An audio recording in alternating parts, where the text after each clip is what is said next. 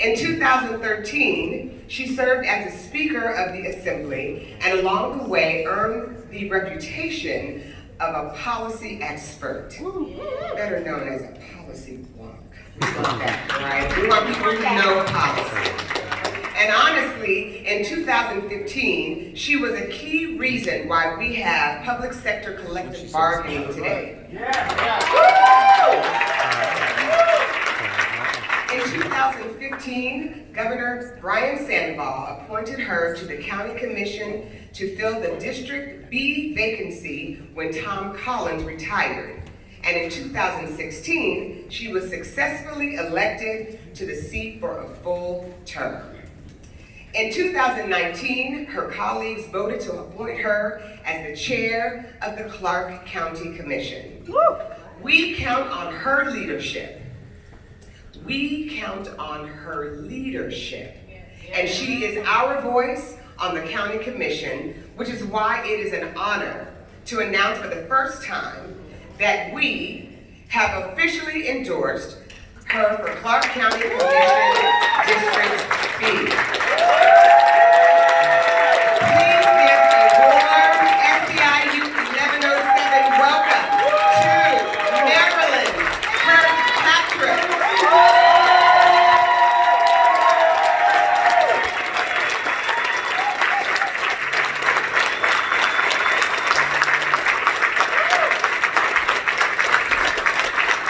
Well, good morning.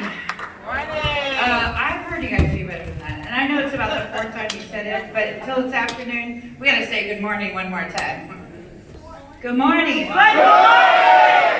That's the union that I know and love, who is loud, boisterous, and always making a difference. You know, I started out with some talking points. I've been up since about 4. What do I say? What am I gonna do? Sitting at the table with the ladies over here, out the window, my talking points went. But I want to tell you that unions are important. I myself are a union household. My husband was a union plumber for 30 years, and that afforded us to have a great lifestyle. That afforded us to provide for our kids, for me to be in politics as it is, and it also provided for me to be engaged in our community. And what I would tell you is 1107 is near and dear to my heart, whether it's from the health district that I deal with you, whether it's the airport that I deal with you. What we do at 1107 is we change and we chart the course for many that don't have any other opportunities. So please give yourself a round of applause. What I heard a lot here today is accountability, and rightfully so. You should ask and you should demand that your elected officials be accountable. Not only be accountable, be accessible, and stand with you on anything that you do. And so those of you that know me for a long time, I've been on picket lines in front of the old health district way back when Valley Hospital needed to be reminded of the work that all of you do. We've gotten rid of those awful people at the top that were making it hard for workers, and we continue to raise the standards to make your job easier to go out there. So what I would tell you is being a union member is much more than putting your name on a piece of paper. It is raising the standards for not only you today, but those coming up. So being a union member is having good working conditions. As I heard from the home health care, that is someone's loved one. And I want the very best person taking care of my friend, my loved one, my neighbor. And I know how hard that is. I myself take care of my 81-year-old neighbor. When she broke her ankle, it took us 5 months to get her back on track, but she had no family. She had me, right?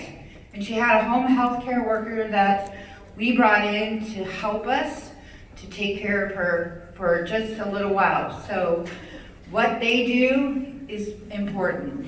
Not every day, all the time, and for the future. And as our senior population is growing here in Clark County in particular, home health care workers are going to be needed more, and they deserve to be unionized. So we have to help them do that. So I can tell you at Clark County, we've already started looking at our contracts with our providers who get Medicaid dollars to make sure that they're paying fair wages and that we can do our part to ensure that we make the road a little bit easier for them, but not only for all of you to help unionize them. Whether you're the union airport worker who sees the tourists that come in on a first-hand basis, making sure that you have those very best working conditions that are possible. So what I would tell you all is I want to stay and do more of the roundtable stuff, but here's a couple things you could ask your electeds to do. You could say, and we did it when I was at the state, so I've been fighting for unions for a very long time, right? So if you remember, 2009 was an awful year for us. I never had to make some of the worst cuts in my entire life. Tears, and Congressman Horsford was one of the first that had the tears. We had to choose whether someone got 8 depends for the day or we had one more kid in the classroom. That's a hard choice to make, right? But you know what? We decided that they needed 10 depends and we could suck it up with one more kid in the classroom. But that was a hard choice to make. Some people didn't agree with it, but it's about quality of life, right? That's what we do at 1107. We provide the quality of life for the backbone of the whole community. But when we seen those cuts, we went to tables. And I'm going to tell you, one of the most heart-wrenching things that I will never forget in my history is I went to a table of 2 state employees. And the 2 state employees both work for the prison system. And I brought dessert because I'm all about food. If you've ever been to my office, we always got food because food is comforting. So I make sure that we're in a comfortable setting. I went to their table and I brought desserts, 5 different kind of desserts. They said, oh, we got 6 boys, they like to eat. And I said, okay, great. So I went and got all kinds of desserts and I knocked on the door and the little boy said, the youngest, he says, Ms. Kirkpatrick, we haven't had dessert since the cuts at the state in almost 9 months. So we sat at that table and we ate dessert first, because that's how I roll, dessert first, dinner second. And then we talked about the struggles. They were 2 working union members who were not collective bargaining yet, who were barely making the minimum wage salary, who had awful conditions, because if you remember back then, the prisons were overpopulated. So we sat there and we figured out how to get them a wage. And so you know what we did in 2013? We didn't go home until they got a wage. You know what we did in 2015? We didn't go home until they got another wage increase. And today, they're no longer in foreclosure. Today, them boys get dessert at least once a week. And today, that family is being more comfortable. And all of that's because we heard what they said, we were listening, we figured out a plan on how to get there, and we stood strong in numbers.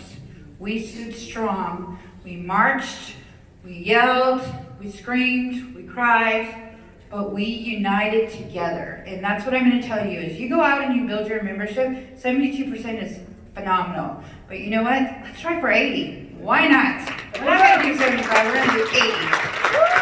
And I'm going to tell you why, because if we get 80% of your members, that's still only a small portion of the folks in this valley that need to know what you do to make their families and our community better. So thank you so much for the opportunity. I love coming, but you know, I'd rather be in jeans, and I thought about it this morning. Do I wear a purple shirt? No, I'll get lost in the sea of purple out there.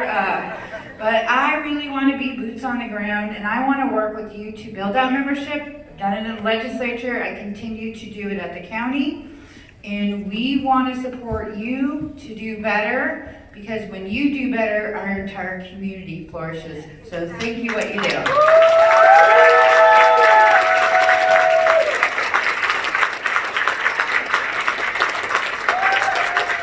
Thank you so much. Let's give it up. Thank you. All right. So we are actually running a little early, which is never really the case, right? We're gonna let you guys have a little 10-minute break, get some coffee, get your blood flowing, go to the restroom really quick, because we need you back here at 9:55. 9:45 because we have a